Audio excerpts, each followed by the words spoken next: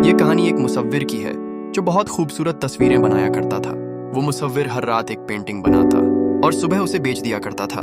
वो रोजाना अपनी बनाई हुई पेंटिंग सिर्फ 500 रुपये में बेचता था, क्योंकि उसकी पेंटिंग हमेशा 500 रुपये में ही बिकती थी। इसी तरह करते करते वो मुसव्विर महीने के 15,000 रुपये कमा लेता था।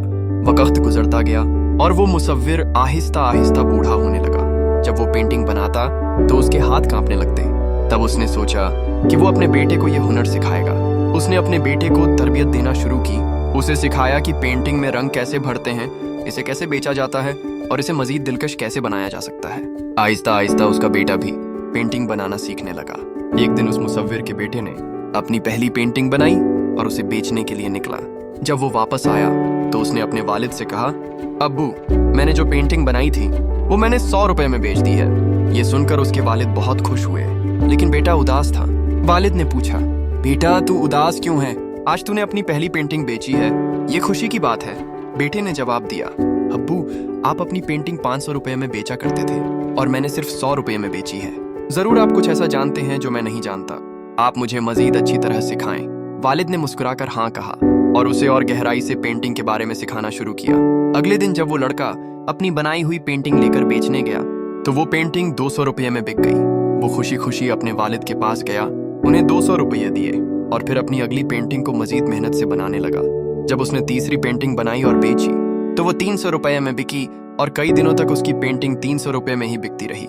लेकिन वो मुसलसल अपने वालिद से नई नई चीजें सीखता रहा। चंद दिनों के बाद जब उसने अपनी बनाई हुई पेंटिंग को 700 रुपये में बेचा और जब वो घर आया और अपने वालिद को ये बात बताई तो उसके वालिद बहुत खुश हुए और बोले, चलो बेटा, आज मैं तुझे पेंटिंग के बारे में कुछ नया सिखाता हूँ। तब बेटे ने कहा, नहीं अब्बू, अब मैं सब कुछ सीख चुका हूँ। आप मुझे अब क्या सिखाएंगे?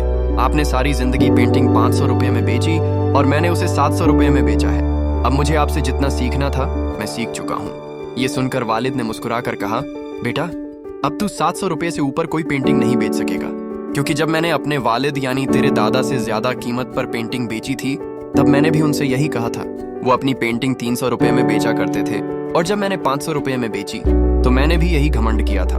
और उस दिन के बाद मैं कभी अपनी पेंटिंग 500 रुपये से ज्यादा में बेच ही न सका, क्योंकि घमंड आ गया था। और घमंड किसी भी अक्लमंद इंसान या फनकार को झेप नहीं देता, क्योंकि ये उसकी सीखने की तलब को खत्म कर देता है। और हाँ, पेंटिंग के बारे में कौन ज्यादा जानता है? ये रुपये से नहीं पता चलता कि किसने कितने की पेंटिंग बेची, ये तजुर्बे से पता चलता है कि किसने उस फील्ड में कितना वक्त लगाया है। तो इस कहानी से हमें ये सबक मिलता है, सीखने का अमल कभी खत्म नहीं होता। जैसे जैसे हम सीखते जाते हैं हमें ये नहीं समझना चाहिए कि हम सब कुछ जान चुके हैं। गुरूर या घमंड हमें मजीद सीखने से रोक देता है। जो शख्स हमेशा सीखने के लिए तैयार रहता है वही जिंदगी में आगे बढ़ता है। कीमत से नहीं, तजुर्बे से काबिलियत का अंदाजा होता है। किसी चीज की कीमत ये जाहिर नहीं करती कि वो फनकार या कारीगर कितना माहिर है। असल कदर तजुर्बे, महारत और लगन में छुपी होती है, जो वक्त के साथ आती है। पेंटिंग की कीमत वक्ती हो सकती है, लेकिन असल हुनर तजुर्बे से बनता है। आजिज़ी कामयाबी की कुंजी है। जो इंसान आजिज़ी इख्तियार करता है वो हमेशा तरक्की करता है। घमंड इंसान की तरक्की को रोक देता है। वालिद ने जब ये कहा कि घमंड सीखने की तलब को खत्म कर देता है तो यही सबसे गहरा पैगाम है। आजिज़ी इंसान को हमेशा बेहतर बनने का मौका देती है।